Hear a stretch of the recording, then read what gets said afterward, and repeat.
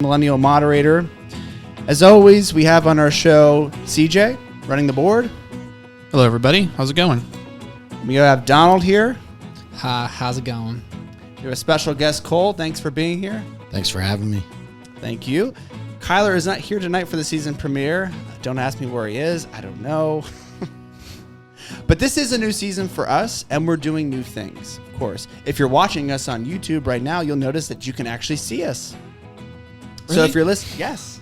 So if you're listening to the podcast on another platform, just know that you actually can see our smiling faces. We will continue to feature our shows with no video. Our sports show with Kyler, the Sports Spotlight, he's not here to say it. You can get your political fix with me and Kyler on our show, The Political Pause. And of course, you can get all things entertainment with CJ on his show, The Editor's Edition. Okay. Lastly, you can reach us for questions, comments, and participation on our email, TheSundayMillennial.com. TheSundayMillennial@gmail.com. Or you can follow me on Instagram at Pharaoh1. FEHRO1. Pharaoh1. There you go. There you go. Well, So, I don't have social media, but if I had social media, can I kind of say my platform, my account, so Absolutely. people can follow me? absolutely. Yeah. I hope that I don't have it, but anyone. I hope that Donnie Steaks and Eggs shares his, and I hope Yeah, that I'll plug it at the end of the Cole show. shares his. Yep. Yeah, absolutely. But we're going to turn the attention to Cole because he's our first guest, honored guest Thank you. for the season premiere. Yeah. So just tell us a little bit about yourself. From Pennsylvania. I served 7 years in the Marine Corps. I'm a crane operator now. I sing in a local band. That's pretty much it. I coach jam. wrestling. Well, thank you for your service. Thank you. I appreciate it. Yeah. It's a pleasure to have you on here. So can I ask what you did in the military, in the Marines? I was an artilleryman. I ended up, when I got out, I was an artillery section chief. So I was in charge of a M777 howitzer, all the gear and the crew that went with it. It's a big gun. Yeah, 155 millimeter. That's a big gun. Yeah, yep. It was a lot of fun. What's the range on those? A couple miles, right? A lot. You can, if you use the rocket propelled rounds, you can hit 18 miles away. 18 miles, friends. Yep, that's about as far as you can reach. But Damn. That's insane. Sitting next to a guy like that, you wouldn't know that he was shot bullets miles away. No. no, it was just business. It was a good time. It Just was business. A lot of fun. Did you say it was doing just business business? here. Just business. I love that response. Just business. Yeah, I think we all find our niche to pay the bills, and at the time, that was mine. Yeah. What was your favorite place to go? I'm assuming you kind of moved around a lot, right? Yeah, so I started in California. I spent 2 years at Camp Pendleton. That was fun. I was just young, so I didn't get to experience Southern California as much as I'd like to. Right. Then I actually came to North Carolina to wrestle for the Marine Corps team, and then I stayed on North Carolina for the rest of my time. Oh, okay. So, All right. Camp Lejeune or Yeah, Camp okay. Lejeune. All Yep. right, cool. yep. That's awesome. Yeah. So you had a lot of experience with the wrestling, and I'm assuming that you're a stud probably in high school, right? So that Yeah, I was pretty good in high school. I went on, joined the Marine Corps. After my first deployment, I tried out and made the wrestling team, and then ended up wrestling for the Marine Corps for about a year. That's really awesome. Can you tell a little bit about that experience? Because I think that a lot of people listening who have no real exposure to the military kind of forget that, military does this stuff. They have basketball teams and wrestling teams and all kinds of stuff. Yeah, and it's actually really competitive. The Marine Corps team right now has, I believe, 3 wrestlers that are ranked in the world, top 10. No shit. It's a building program. The Marine Corps struggles because they don't make that your actual job. You can only do it for 6 months at a time, and then you renew all the paperwork. So your command can either bring you back or they let you continue to wrestle. The Army, the Navy, Air Force, that's your job. So they get talent that stays around a lot longer.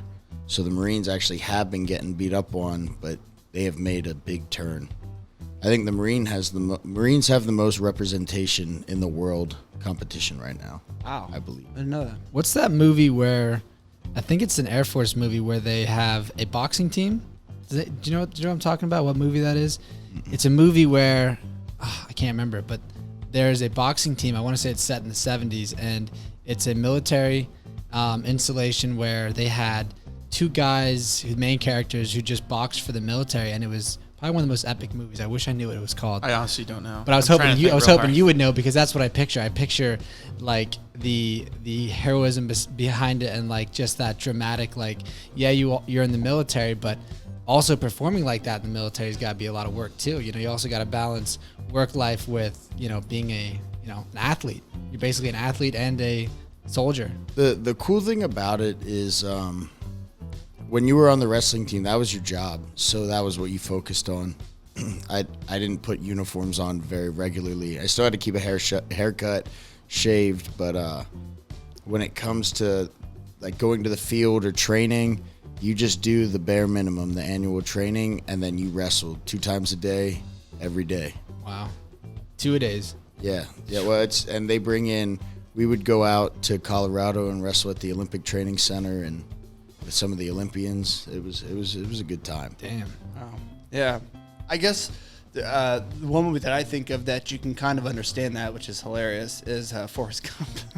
Yeah. Because he's part of the ping pong team. He's still Except in the he's service. not slow. No, but I might be. Or he might be. Well, he like does his time in Vietnam and he has an experience, and then they find out that he's really good at ping pong, so they make him a ping pong player. But I don't even know if that's a thing still. I don't know if that was like a spoof. But Ping like, pong, I don't know. I but know the other ones it is though. It's a real. It's like Yeah. you were saying. It's the real deal. I mean, Yeah, you just try out, and if you're good, they'll bring you to the team. Yeah. That's all it takes. You just getting the opportunity to try out is what's difficult, because you have to schedule around the military lifestyle. Right. And I guess you also went as far as not just wrestling in the military, but you brought that home with you too, right? I did, yes. I opened my own mat club out of Burnville, Big Guns Mat Club, if I can give that a shout out. Just trying to give back to the youth in the community that I grew up wrestling for. I remember how I looked at my coaches and kind of the lessons I carried on from them. And if I could just give that back, I think I owe it to the community. They've treated me really well, even though sometimes in my youth I didn't treat them as well. But I think it's important. So it sounds like wrestling is a big passion for you. Yeah, absolutely. Yeah. What? Tell me the perspective you have as, wrestling as a kid. I imagine from a young age, but then going into the military, into the Marines, and doing that there, but then coming out on the other side and being a coach. Tell me what that's like. I think it's just the different evolutions of the sport. I just was never really ready to hang up the shoes and give it up. Now it's a little harder to find competition. It's not as easy to train anymore. My body's a little more worn down. But I still feel like I have more I can give to the sport. And at this point, I think it is passing on my knowledge to wrestlers to fill my shoes, surpass my shoes, honestly. There's a lot of wisdom there, I think, I like hope growth so. and wisdom, knowing your body, but knowing the sport so well, but wanting to give back too and teach other people, the next generation, things like that. It's really good to hear. Yeah, absolutely. I love it. So, last question here for you, unless somebody else had a question for you, but I'm just curious as far as things going on with the pandemic, COVID-19. I know for a lot of people, if Kyler was on here, because he coaches basketball as well as being a teacher. It's and your wife coaches volleyball. It's kind of hard because when it's happened, things have shut. The schools have shut down, and sports have shut down. Sports nationwide have shut down. So I'm just kind of curious as like the things you've been doing.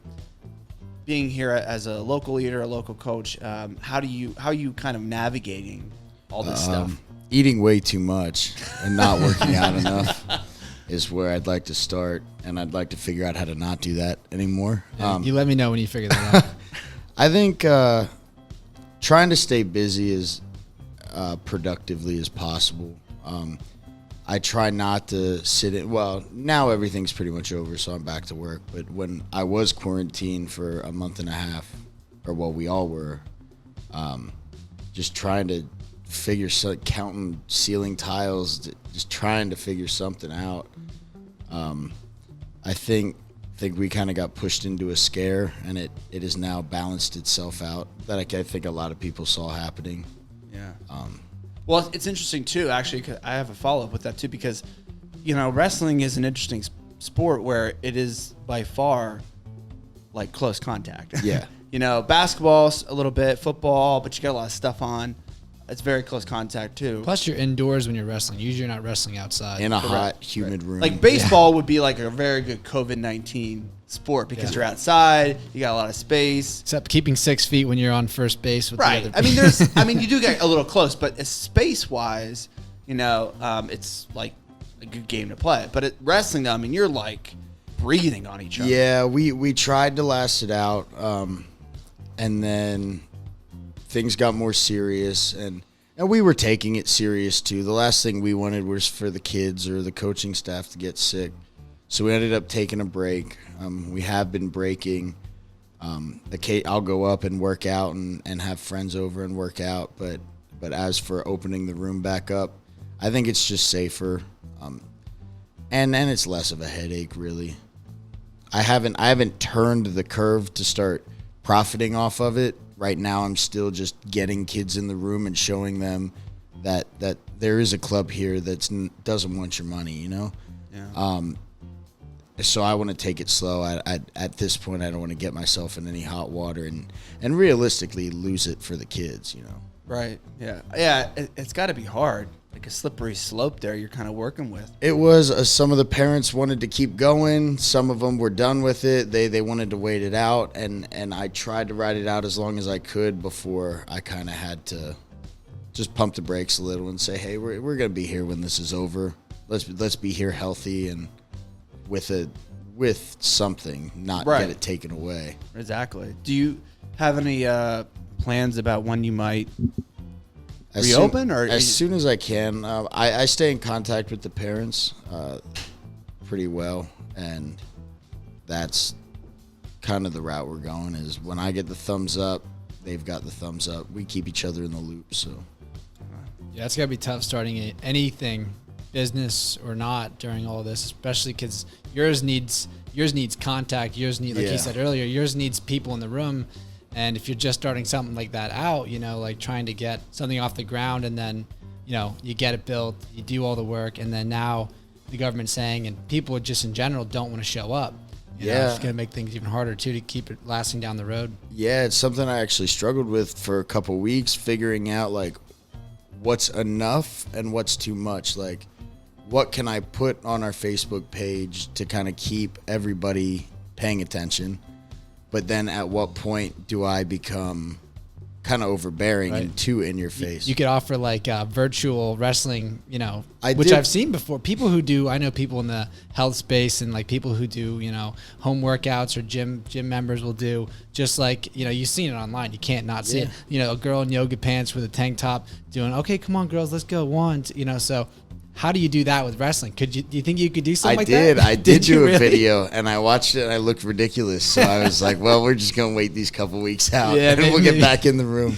Yeah, you almost, like, I've seen those mat dummies, the big blue guys with like the really hard ones. Like, maybe that would work, but... You could do it all body weight. I did a couple exercises. There's a lot of things you can do by yourself, just practicing technique. Yeah. And depending on your skill level would depend on the intensity that you do it. But yeah, I felt so ridiculous, and editing's not my thing, so I ended up just kind of telling everybody I'd be looking forward to getting back in the room with them. See you in a couple weeks. Yeah, and plus too, it wasn't. Like I said, I've been eating a lot. It wasn't very fun going up there and doing those workouts. Yeah. Well, we really appreciate all that you do for the local community. You're a leader, and we thank you for your service. Thank you. And just everything that you do. I mean, it's really great. I really hope that, this stuff, it's tough. I work in a hospital as a chaplain, and I see us who work in healthcare see, what it can look like. So it's kind of hard for us when we hear people, kind of just going out and doing things, but we're not ignorant to know that like this stuff is important. It's important for businesses and people to go and eat and go to movies and have wrestling and stuff like that and sports and things like that. So I'm praying, and I think everyone else is that we'll be able to find a way to manage the crisis in a way which we can get back to normal, or maybe even find a new normal. I think what killed us is politics becoming involved. Yeah. That's what It always does. It ruins everything. I don't want to say it too, but come on. Yeah, it ruins everything, Yeah, I think you took a problem that people were already scared about, and then you split them, and now nobody knows who to listen to, and you got the healthcare people who are seeing it, but then everybody else is like, oh no, Well, it's amazing just how you can politicize anything. Yeah, You can politicize anything. You can. It's crazy. Nowadays. You can take things that weren't political in the first place, and then now you put politics in, and whatever it was, you just drew a line right down the middle of it. And now people who didn't have a side are all of a sudden, well, I agree with him, and then there's other people saying, well, I agree with her. And now, bam. Whatever. George Washington said that the day that the United States becomes Republican versus Democrat, that's going to be our downfall. He said that 17. He said that about factions and political parties. Yeah. That's what he said, yeah. He didn't necessarily say Republican and Democrat. but he said about factions. Yeah, he said that would be the downfall of the country. So, Who knew? yeah, but that's the society we live in, and that actually is going to bring us to our millennial focus, our topic. So, thank you, Cole, for telling us a little about you, and we hope you come back. So, Absolutely. But our millennial focus for our first episode here of season 5, in the wake of the death of George Floyd and massive protests across the country, there has been another element showing its face: far-right militias. And over the past week, we here on the show have done some research about these groups. They're mostly formed online, where their presence is huge, actually. These groups are now taking to the streets with protesters. There's an article from the Washington Post that sheds light on that some of them are wearing Hawaiian shirts and carrying guns. What's their goal for being there? To start a race war. So I open it up to the group here. The first question just to think about is just, how well did you know about this? Before we really dug into it and got deep, some of us did a lot of research on it. But how well did you know about it at the time? I had heard of not necessarily the Bugalo boys. There's another group a while back that I had heard about that was specifically targeting Antifa. Not necessarily this race war, but they were taking it upon themselves to go stand in front of Antifa. And it was really making everything worse. Instead of just letting them do the thing, now you gain publicity, and now there's guns involved, so who knows?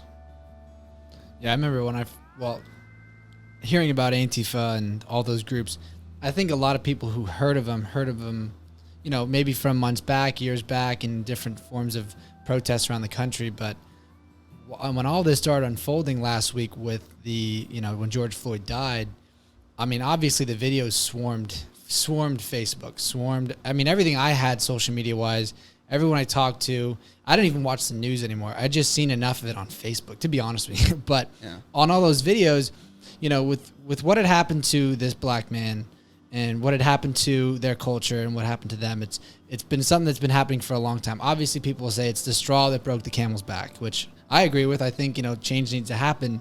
But then I started seeing these videos, and it's like, obviously, for them to make change, it would make sense if Black Lives Matter would get involved, which they have. But then I see dozens of white people in these videos, different people going in and smashing these buildings. And you'd think, okay, if it was Black Lives Matter and they were trying to make a difference, wouldn't they be mostly black? Or wouldn't it seem more of and there are peaceful protests. There's plenty of those. But the ones where, you bring up how these militia groups exist, you can definitely clearly see in some videos that these attacks, these burnings of cars, and then the spray painting and stuff like that, I don't think, I mean, it's obvious to me that it's not just Black Lives Matter. So just seeing the videos, you can definitely see that something else is also going on, which, to a group like Antifa or, neo-Nazi groups or something like that have always existed, I think what makes them is stuff like this. So their opportunity to shine, so to speak, if they were trying to create a race war, would be right now where they could get their company on the streets and then make waves and then stir up something that would be beneficial for them. It's almost like politics. If, one group wants to go in and make it to seem more aggressive, well, then they could go in, theoretically, and smash cars, making Black Lives Matter seem more violent, right. Which, like you said, start a race war. If I wanted to make white people seem more aggressive, I would just do things to make white people look bad. So there's Antifa, or there's these other neo-Nazi groups. Yeah, and just to piggyback on Donald, I didn't even know Boogaloo movement till you sent the article, and I looked it up, and it was actually meant as a meme. So it's another situation where where a meme can start something. So like Pepe the Frog, it's off top of Pepe the Frog. It's now a hate symbol. It's a meme. Originally was a meme. So here's another case where a meme starts something else, and it's also not plan A. Like it's not A and B. It's you have Black Lives Matter, you have Antifa, you have the Boogaloos, and you have some white supremacists. And because we'll get into it later, but we have some white supremacists, white nationalists too. So I didn't know anything about this movement at all. That's interesting. And also I forgot else to say. Now was the perfect time since George Floyd and police brutality has been in the limelight now. This is their time to start, preparing for what they call is the second Civil War. Yeah. Second race war. Whatever. Yeah. So that now's their time to be out and about and go out and their time to shine. Because they originally were a Facebook group or social media group. Yep. Now they're mobilized and they have phones and they contact each other, so they have that as well. I don't think I knew about right wing. And by the way, just to be clear, I don't know if we were clear about this because we've been saying Antifa a lot. Antifa is a far left group, right? Yeah, which is it stands for anti-fascism, so anti-authoritarianism. That's on the other spectrum. We're talking specific, and they're going to come into this conversation as well, of course. But what we're talking about is far right groups, which are anti-government groups, and they have elements of racism, white supremacy, as CJ was saying too. Right. But not all of them. Some of them are very Second Amendment right people. To like that's well, I was going to say that's where I first learned about them because a couple of years ago when the Parkland shooting happened, and there was that national debate again about guns. I saw a Vice News piece on far-right militia groups and how it was. They showed one in the South, but they're everywhere, by the way. But they showed one in the South and how these guys, it's almost like drill weekend. Mm-hmm. They get together, they drink beer, and they do some tactics, and stuff like that. And that's kind of how it was. It was more social, and then they had the social media element to them. But the reason why we're talking about them now, and that's how I knew them. That's what I was aware of. Well, and that's the problem with them is where some of... No, you're good. You're great. Go. Some of them are veterans and know what they're doing. A lot of them aren't. A lot of them they went to their local gun shop and grabbed an AR and a cheap bulletproof vest, and they think if they go roll around in the grass, that makes them a formerly trained militant. They're an expert. Formerly trained fighter. Yeah. Play too much Call of Duty. Exactly. It's not the case. To be able to hone in your skills and be a precise instrument of war, it takes time, years of constant training, not going to your buddy's house in the woods and playing army man. Real training by professionals who have sat down and made documents on what's successful and what's not. These people just go out, and that's what's going to get people hurt in the long run is they're not prepared to fight like they think they are. Just because you have a bulletproof vest doesn't make you bulletproof. Right. An AR doesn't work if you don't know how to use it. Yeah. Right. So I guess that goes back to what you said about a militia. This isn't a formally trained United States military we're talking here. This is hey man, meet me at my house at 6:00. We're gonna figure out how to use these ARs we just bought. Yeah, kind it's of not kind a of on difficult Facebook, weapon right? to do. Facebook, yeah. And I think too is that your training doesn't just teach you how to use a gun; it also teaches you how to be a good soldier, to be a good person, to wake up, to go to sleep, to tuck your shirt and stuff like that, which these guys don't have. That's what matters. Attention to detail is what keeps you alive in the long run. Right. Which isn't something that Johnny on the block with an AR learns. Right. You know? Yeah. I just want to put in here. So I'm on. I forgot Reuters. The Anti-Defamation League says that the Boogaloo ideology is not necessarily white supremacist or white supremacy, but white supremacist groups do embrace the movement. So technically, it's not all about white supremacy, but it's put out there like that. Right, yeah. But that's you bring up a good point, CJ, because like I said, the groups are... And that's why I said that white nationalists and white supremacists are another group that's involved. They are, yeah. That's one It's thing a separate too. thing. How many groups, when this is all, if this is ever all over, how many groups did we start with, and how many now exist? Because I feel like back in the day it was, arguably whites versus black, and in a situation like this now, there's so many groups with so many people on both sides. It's like who's against who? It's at least four. It's at least four. I think well-known ones. I think 4 that we named so far. Yeah. It's like, to start a Facebook group, to make a group and put a title at the top saying, here's what our new war thing is and blah, blah, blah. It's too easy these days. So, how many people in each city are a part of this group or that group, and what are their agendas, And then at that point, how do we fight for one of their, because obviously I think the end game for all of this is change. Change is going to happen. We're going to, in months from now, it's already happening too in some locals, states and stuff like that, is change is happening where it's going to help protect, hopefully, people of color and, people that may have been oppressed in the beginning. But what are the agendas of these other groups, to start war? It's almost like, I just feel like there needs to be like a CNN special or a Fox special. It's like just listing the groups and what they want. What are their demands? Yeah, You know what I mean? what we want. The thing that's is, why I said it's not A B. It's A B C D E F. The whole alphabet. That's the crazy thing, because they're not. There are a lot of them. There's a lot actually in the Southwest who literally patrol the border. There's militias in like Arizona and in California and other places that run down the Mexico border who go around in TAC gear with guns and patrol the border thinking that they're doing a service. Yeah. So there's those groups. There's, like I said, the 3%ers. I don't know much about them, but they're a real big one. You can look them up. The thing is places like the Anti-Defamation League and the Southern Poverty Law Center are really, really good to show hate groups and things like that. Yeah. And of course someone's going to comment saying, who are they to say this and that, but whatever. Those are the things that we have to say, and some news organizations take more precedent about exposing or just letting people know about them, and some aren't. And that's just the way it is. But there's no excuse to not know about them.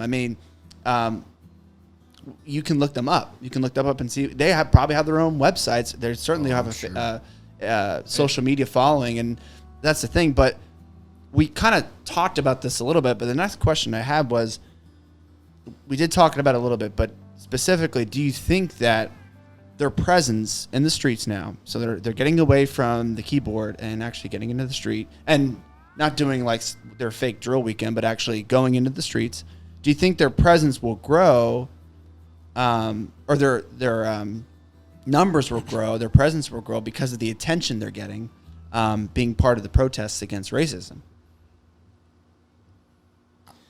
I think they're gonna become a little more prevalent and then fade away, like a lot of these groups do. They'll pop up. I think what happened is all these groups saw an opportunity in a kind of wounded black community, both physically and emotionally. They're not really sure how to feel. They're just tired of seeing black people getting killed for no reason in the street. And I think both these groups kind of came to be a savior with a selfish agenda almost. They want to be the ones that, quote unquote, save the black community, which is not like that. And nor does the black community is not a community of victims and helpless people. But that's why they're getting treated this way, is because these groups bounce them around kind of with that mindset, I think. So you're saying it's what's going on right now is an opportunity for these groups to use the suffering of, like, so George Floyd's death and stuff like that as a platform for their voices To be righteous, right. yeah. Yeah. Like, this is why we're having a second civil war. 'Cause Yeah. police are shooting. to use it to say that, you know, they're the savior. Like, I'm sure a lot of far left groups would do that, but I'm sure a lot of the far right groups will use it to destroy them, Well, that to too, spark yeah. war, to do whatever. Because Or what's to happening, discredit them. right? Because what's happening is, especially with Black Lives Matter, because they are a peaceful protesting organization, and I know people, family, and friends who have marched with them. And they're very organized, and they'll tell you, you know, what to do and who to talk to. They'll let you know if you're white in the group, you know what to do. You stand in front of the police. You put yourself in front of the police and us, and you don't talk. That's what you do. They're not telling people to spray paint shit, to destroy shit. They ain't doing that. But you'll have groups, whether they're Antifa, you know, who think they have their way of helping them, or you have groups that we're talking about that want to use the opportunity to destroy things. They embed themselves in the group.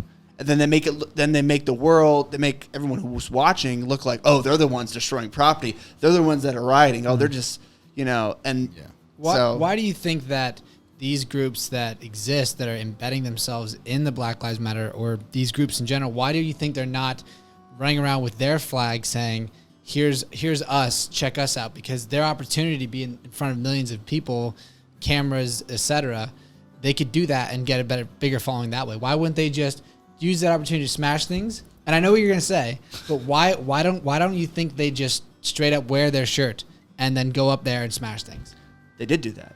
It was called the Unite to Right rally in Charlottesville. Do you know how that went? What group is that? Unite to Antifa. Right? No, Unite. Antifa? No, Unite to Right was Unite the Right. Oh, The right wing groups. It was Oh. it was about, you know, it was about a lot of things. Oh, Second I remember that, Amendment. yeah. It was about tearing down Confederate statues. It was about white rights. You know, all this stuff. And there was neo-Nazi groups. There was a lot of groups we're talking about that were there. Do you remember seeing the pictures of those guys in the stupid polos, white polos with the tiki torches, saying Jews will not replace us? no, I didn't. I see remember that. Okay, yeah, so that was I the remember thing. that. I remember that. And what happened, and what really got the attention was somebody drove their car into a crowd and killed somebody. Damn. But what happened too was there was anti-protesters. So they had their rally. The Unite to Right people, those people had their rally. But then there was anti-protesters that came in. Some of them were Antifa, and some of them were just people saying, like, this isn't us. You know, just these average people who aren't part of groups. So I think the reason why they're not doing that, Donald, is because they did do it and they saw what happened. Yeah, they got posted all over the internet. They got exposed, and I think they saw themselves as looking like bad guys in their mind. And they think that maybe, I feel like from all the research, that they feel like they can do more damage, they can get their message across clearer if they make the Black Lives Matter movement look bad. So they're like essentially a Trojan horse for their Yeah, for that's for really Black what it Lives is. Matter. I don't Really? think they're quite organized enough either to be wearing T-shirts and everything. Some of them are. I mean, yeah, The Hawaiian shirt Yeah. guys are, and some of the But- other ones are. I like their uniform. They went to not Five Below. They went to where's that store where you can go get like secondhand clothing? You can get it for like $1 a shirt. Dollar Tree, Not Dollar Tree. Dollar General, Family Dollar. Salvation Army. Salvation Army. They went to Salvation Army and they got 50 Got their t-shirts. uniforms from the they Salvation got the Army. uniforms from the Salvation Army. So this is actually a CNN article. Credit to Robert Kuznia, Drew Griffin, and Kurt Devine. It's about this guy, 22 years old, from Hampstead, North Carolina, Benjamin Ryan Teeter. He got a message, I think, on Facebook or one of his group chats. He's part of the Boogaloo movement. And he got an alert saying that one of his guys from Minneapolis during the riots or whatever, protests, he got mace in his eyes. And him and a bunch of buddies took an 18-hour drive from North Carolina to Minneapolis with a bunch of cars and trucks, whatever. And he's in this article, he basically just saying, like, you know, if they start, you know, fighting, we'll respond back. And this guy, you know, he's an anarchist, it says. And I think he said he's left leaning too. It's right here. Yeah, so he's not necessarily right wing at all. So I mean, it's a mix. So it's not. Yeah, It's right here. Hold on. Yeah, he's a member of the LGBT community. He's a left anarchist. People think I'm part of a Nazi group. I'm not. That's what he says in an article with CNN. And that's what I meant by that. I think they're unorganized. Is not all of them, but the Boogaloo specifically is. It's just giving people an excuse to grab a gun and a can of spray paint and destroy things. Yeah, I that agree. it's people who just want to be a part of this, but don't know why. Well, I mean, right now there's really nothing else to do. They think they think they know. That's one thing I wanted to say with like how all this started. I'd say most of these groups, probably, our age, younger, maybe between 16 to 30. I mean, that's my assumption, but these people at this age with coronavirus likely probably didn't have jobs that would keep them employed because they're not tenure. They're not, people that have had jobs. So they have had nothing but time for the last 3 months. They've been on social media hating all this stuff that's happening, not being able to do what they want. And now they can't go to their favorite concert or whatever. They get angry. And they all of a sudden want to do something. And the only thing to do is to go in town and smash stuff and express themselves. That's why I got rid of social media, because it's just too much. And I can imagine that 22-year-old probably on his phone all day, Snapchat, Twitter, Facebook, Instagram, anything, regular news, just fueling getting him. everything in his head, and then he's thinking, "Oh, I'm going to do something about it." Yeah. Well, I told. Or I'm going Donald, to join this group on Facebook, whatever. I told Donald that. I mean, this is like it's like the perfect storm. I mean, the plight of African Americans in this country has been going on for 400 years. It's been over 400 years since the first slave came to America. So their plight is long. Like, that issue is never going away. It never did go away. So that's that. That's been happening. That is a thing. It's real. So there's that. And then there's also the COVID-19 crisis. So everyone's been locked up, sheltered, getting anxiety about it. People's jobs have been lost, all that stuff, everything about that. Isolation, restaurants closed, bars closed, all that stuff, all that anxiety there. It's also, I don't know if you guys know, it's an election year.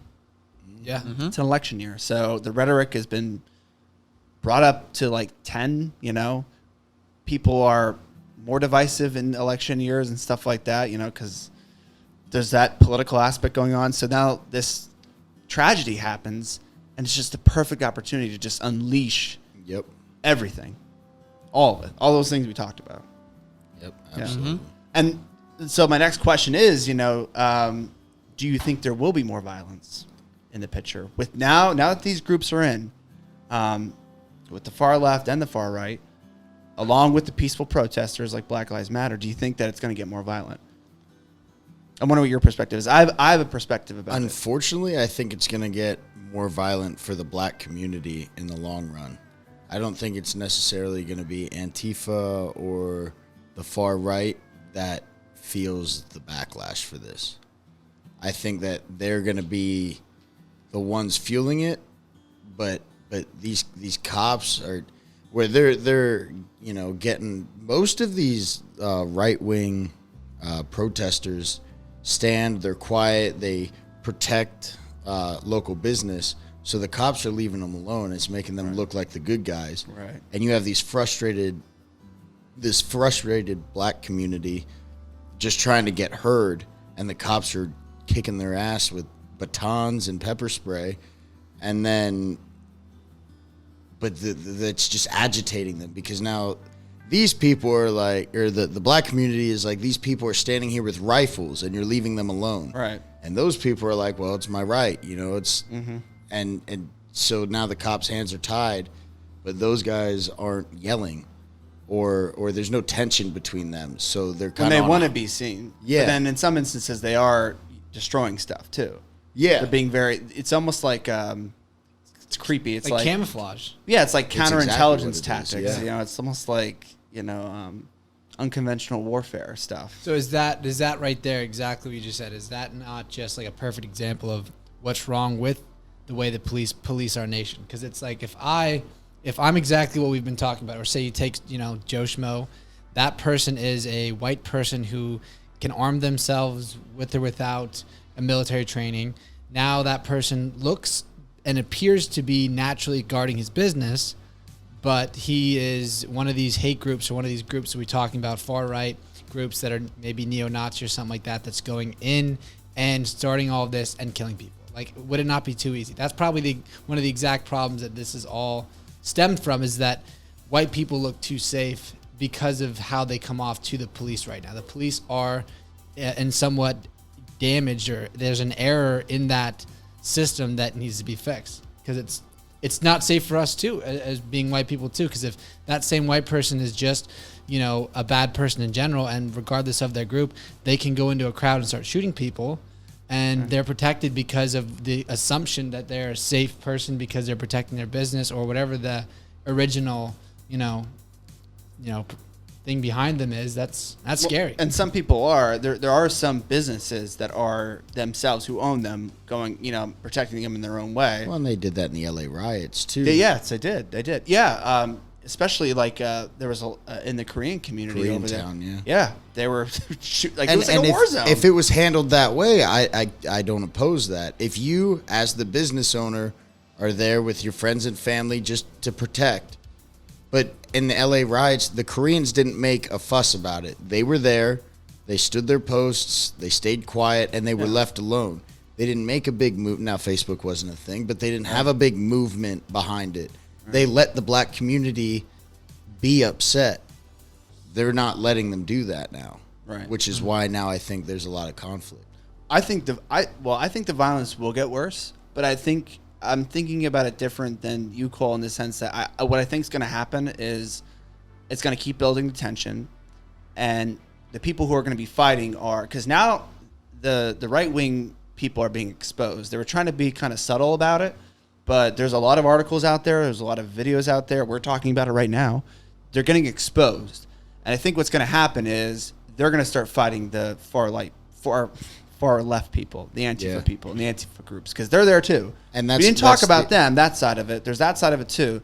But I think those two groups, because they're both violent, they're both radical, and they're both there. And they both want to be relevant. Right, but I just think that's what's gonna happen, and unfortunately, who's gonna be stuck in the middle? The black community, who's just trying to get their voice out about the stuff going on, and that's heartbreaking, because that's gonna go down then. It's funny that you said that about the far right and getting more exposed, because actually until recently, if you would have asked me, I would have said I identified more with the right side of things, not super conservative, but more. I would definitely have said I agreed more with the right, but since all of this, I've started to see more and more things come out where I would watch the left media and I'd be like, oh, that's such a crock, and you know, but now that's starting to make some sense, and then it's just hard because there's things the left say that make sense, there's things the right say that make sense, but they're so worried about pointing fingers at the other guy instead of holding themselves accountable. And making differences. Yeah, I think that's right too, and I think you have to make your own, decision on what you think is right. With all these mixed groups, it's kind of hard to like figure out where you stand at in all this, and to add, with everyone like, is this going to bring more violence? I think because main proponent will be COVID. I think since people don't have a job, at least most of these people, like Donald said, 16 to 30, or whatever the age group is. Most people probably don't have a job, or probably didn't get a job or anything. They don't have the opportunity. They will have time to, organize certain events to go here, go there, and have riots or have a protest or become radicalized, start more violence because they can and they have nothing else to do. And so what? Got nothing but read Facebook.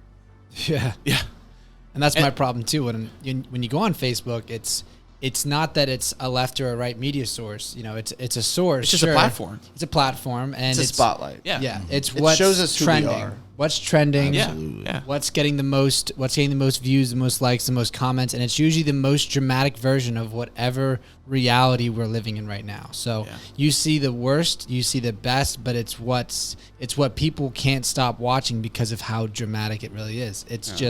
It's hate fuel is what it really, honestly, it's a version of hate fuel, because if you're a person like we just described, all of that, and now you're forced to see that constantly, you see the worst of what humans are capable of, and it turns you into a very dramatic, I think it can turn you into a very dramatic person, because then you feel so compelled to do either the opposite of or one or two things, to help or to hurt. And Yeah. it's And the problem scary. and the problem is, Cole, is I think because all of us here are probably more identified. I'm not going to say where we are politically and stuff like that, but we grew up in rural America. Let's just be honest here, But it's these groups that we're talking about are far. That's why you have the far in front of it. So the far right groups are very anti-government, and a lot of them, there is a lot of racism and white supremacy in them. That's their thing. With the far left, it's more about anti-authoritarianism, things like that, like radical change, like on a level that you can't even imagine, things like that. It's just hilarious because they're against anti-authoritarianism, but they use the tactics of violence. But Doesn't make sense. I don't know. But again, it's their thing. But you can even be, a lot of people who are more on the right or Republican or conservative, are Christians. And I'm a minister. If Christianity is all about loving your neighbor and loving God. So if you just take yourself in that context, how does that equate to hate? To say you need to exercise your right and destroy things or whatever. It's just, I've been preaching about it a lot since all this has been going on. It's like, here's an opportunity for us to show us who we really are, that we're really supposed to love each other and as all children of God and all that stuff. Like, really now we can show our values. And what are they? What are your values? And what are they? Right there. And maybe they are on the right side, but what are your values? Hard work, honesty, respect for everybody. Yeah. But somehow that's going to be squashed by all the hate. Yeah. That's the thing. It's So just it's differentiating what is hate it's and what just- is violence and what is anger and what is not listening. And you gotta.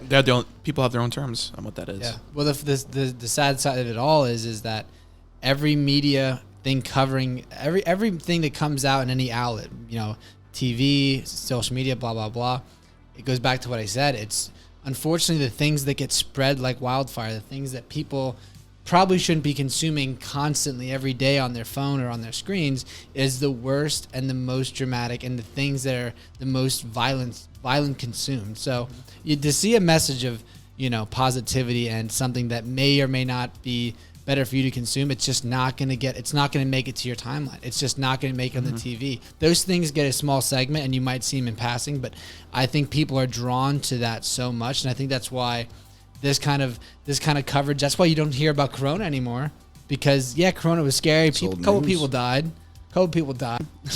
Right. So In our country alone. yeah, but not to say it's obviously not a good thing. No. But it's no longer a marketable thing to cover.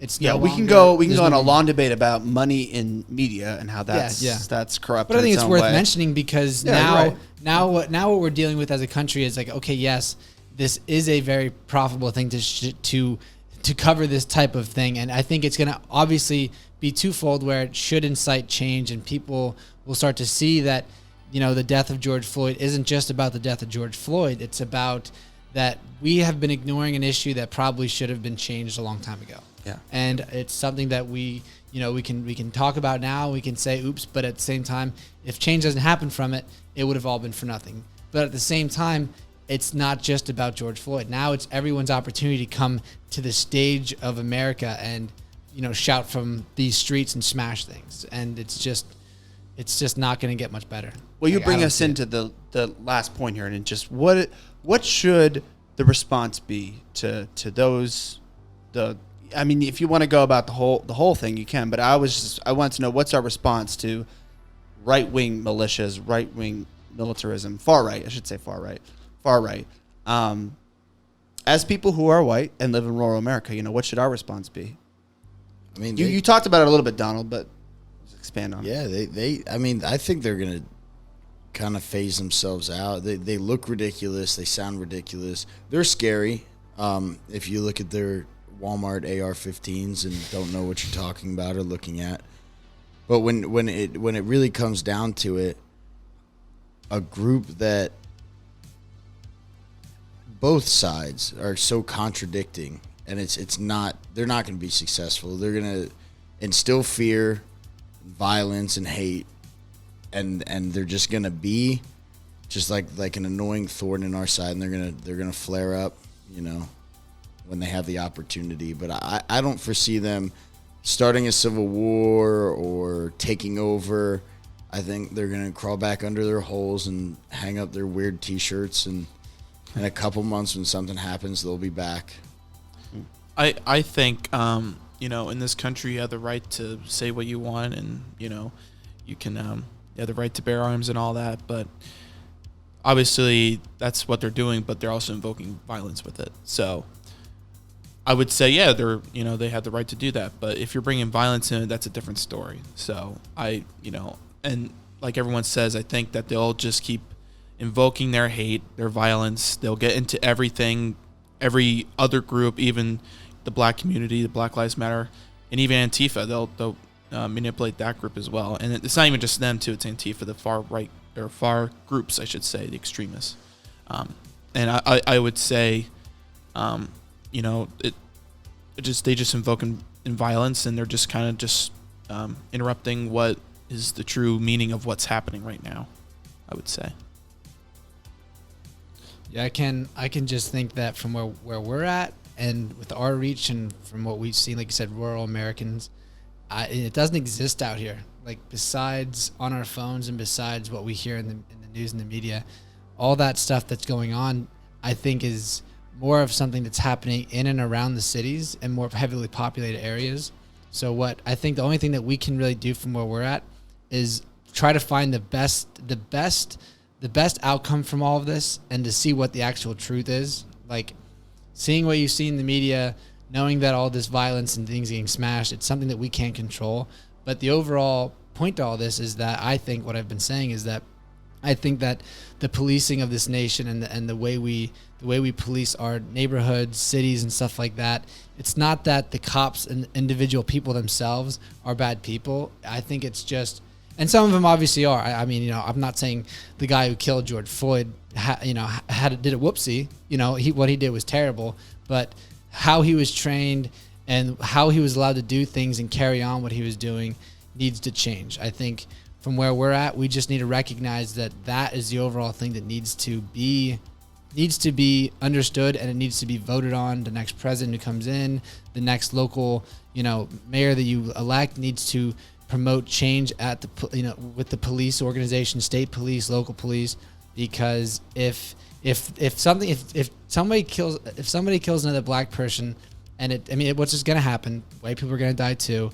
But I think if it happens as violently as it did with George Floyd, and it keeps happening, you won't see these riots go away. Regardless if Black Lives Matter is there and they aren't a violent, organization, you'll keep seeing these far right groups insert themselves into the Black Lives Matter protest, because obviously that's what they're doing now, and you won't see it stop. So clearly the change needs to happen. I think from where we're at, we just need to see that, recognize it, and perpetuate the change that needs to happen.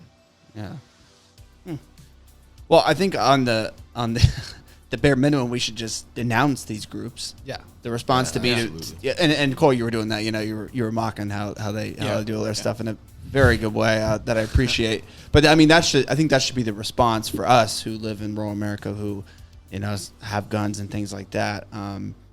That yes, it's a something the protesting and the violence and all this stuff is playing out across America, but in cities, so not where we're living, but we can't ignore it. And, a response to those groups, the violent far right groups, and you want to put in the far left too, whatever, but the far right, we need to denounce them. We need to use our voice, as he just said, our First Amendment right to speak how that's not us. We disagree with that. And get involved. The best thing to do, and I'll talk about this in my final thought, but the best thing to do is we don't realize our political power and our economic power that we have as rural Americans. We can say all day how, that's something far away and you can ignore it and live in your bubble, but we live in a connected world now because of social media, so it's not going away. And there's things that we can do that can affect change. The person that we elect to represent our area goes to National Congress and has a vote and say in the policies that affect everyone. Yep. So we don't realize that. We also can send money to places, our economic power, to send places to like black businesses and black communities and things like that. We have a lot of power. We just don't realize it. And we don't use it. And I think that's what our response should be. Using our influence, using our power, using our voice, and, also listening too. Yep. It's amazing what you can do when you just listen to somebody and what their life is in America, what their experience is in America. Absolutely. So I thank you guys for the topic, for the responses and comments and opinions on the topic. We're going to move into our final thoughts. Yeah, I'll go first. Wait, hold on. The music. So, I guess my final thought would be is that being that we do, like you said, have influence regardless of what it is. And I think I've seen this a lot more just because I like to go on Instagram. I like to connect with my friends there. And being that COVID-19 has been happening and, quarantine, I haven't been able to connect with my friends. But seeing how people my age and people that I know and friends with have, or what their actual opinions are on this whole riot thing going on. So I guess my opinion or my final thought would be is to people that actually have any kind of social media influence, understand that what's going on right now, if you aren't part of the Black Lives Matter movement, or if you aren't black or of color, that just understanding that I'm white, I don't have that same experience that they've had. And I'm sure most people who live further in the city will understand that, once you have, a community like that around you and you live around people like that, you have a different perspective on things. Out here where I'm from, I'm lucky enough that I've gone to a college that I've had black friends. And I completely understand, when people say that, I understand that I don't understand. I clearly have never had to experience that kind of, oppression and stuff like that. But to listen to those people that do experience that, embrace your black friends and embrace people that have had that experience, and just know that if they've had to deal with it their whole life, you'll never be able to walk a mile in their shoes. So I can't sit here and say that I ever had to worry about walking down the street, where I lived, being that, who I am. I've had nothing but, in my opinion, a very easy life in terms of that. So I've never been, called the N-word or anything, and I feel bad for people. And I think now it's bringing more to light about how I actually feel about it. But that if you do, see these people and you understand that what they're saying right now and how they promote their opinion about the Black Lives Matter movement and George Floyd, is to support them, not be upset with them for now speaking out and reaching out. So, use your ability to connect with people to try to understand what they're saying, not to just get upset with their opinion on things, because a lot of people are going to have a lot of opinions, but try to be more open-minded, I guess. Yeah. Thank you for that too. And it might be uncomfortable. Yeah. Or it's going to be weird for a while. It's going to be, just hearing, when you do that, when you do what you just said, you sort of just listen and embrace and understand that I've never gone through this and I will never be able to understand it. And it's uncomfortable, but do we want to have a relationship with them? Yeah. They're your friends, right? Yeah. I've had plenty of black friends. I think they're great people. If I didn't have some of the black friends I've had in my life, I don't think I would have the same opinions I do. And, it's just, I'm glad that I've shared those friendships. So it's like, go out there and meet, find people that are different than you and try to understand them. It's not easy, but when you finally do, it's like, damn, this person's actually pretty cool. Like, you know what I mean? You'll meet somebody, it's like, they're actually pretty funny, Right. So. Yeah. Well, thank you. Cole, you're next. First, just wanted to thank you for having me come by tonight. I think I'm going to close out with kind of off topic, but on topic. We have to stop getting used to recording each other dying and being abused. We have to start stepping in and protecting each other. Black, white, Hispanic, it doesn't matter. If somebody, it is an actual law. If you are being unjustly arrested or brutalized, it's the law. You can stop a cop from doing that, and people don't think about that, and people don't know that. But you are legally allowed to stop them, and that's assault and battery. They're going to be charged with. Now you've not only saved a man's life, but you've stopped 4 cops from spending the rest of their lives in jail. And yes, they're not good people for what they did, but you've now instead of getting your camera out and recording for 8 minutes and 24 seconds, I think it was, or maybe 8 minutes and 48 seconds. That's how long that cop's knee was on his throat. In 8 minutes, almost 9 minutes, somebody could have pushed that cop off or got close enough that he could have gotten off. But we're so used to watching each other die, especially in the black community, that I think that is the most important thing we take out of this, past equality and the systematic racism and getting rid of it. Just stop recording each other die and help each other. But, yeah, Thank you. As always, we appreciate our guests, and I appreciate you and everything that you brought here. And I think you bring up a good point that we kind of didn't talk about, but it is an issue. And, change isn't easy, but, man, if you just do it, stop recording it. Get over there and change because something. people think that recording it will change things. But, man, if you actually just step in. You've got evidence, but what did you change? You didn't. Right. Exactly. So I thank you for that. CJ, you're next. Well, if Kyler were here, he would tell us, be proactive, not reactive, in his final thoughts. So, it's kind of a sad topic to talk about for a season 5 premiere, but I mean, it is very important to talk about.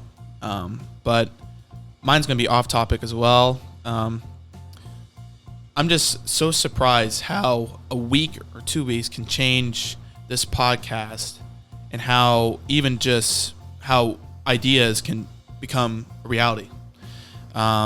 It's crazy how even just doing little things could eventually become big things. I'm so excited to start this season. I'm hoping we get more guests and have guests back for the season and future seasons. So basically just saying that I'm glad that we're back again and starting off with a great podcast. Yeah, thank you for that. Yeah, I talked about it a little bit in my last final thought for the season 4 finale. How we started out with just one microphone and a laptop, like we are now. So it's just crazy. The changes you make go far. Exactly. For my final thought, I just want to say that this podcast believes that Black Lives Matter. As a show, we represent rural American millennials. We live in a community that is almost 100% white. Yeah. And that isn't an uncommon thing in rural America. Every state in the nation has rural communities. More often than not, they are predominantly white. As a show, our vision is to represent that voice of people who live there. The millennial generation of rural Americans who are attuned to things going on around us. We talk about many, many things from our own perspective, and we want to be clear that we are not ignorant to the plight of African Americans. We've been educated on our history, our past. We know our racial privileges, but we also know this is a time for us to show African Americans listening that we're in it too. It's not a time for conversation about what we know and don't know. It's a time for us to listen. I've encouraged my congregation and myself to take on that task. We live in an internet and social media age. The old excuses are long gone. We can listen to the stories of those who suffered that which we'll never know. And when we've done that, we can start to act. It's a long time coming. We can exercise our political power to vote for anti-racist agendas and policies, vote for leaders that will make systemic changes to dismantle systemic racism, and we can use our economic power to finally start giving and promoting black businesses. There's a lot of listening and work to do. We will continue to do our part in this fight.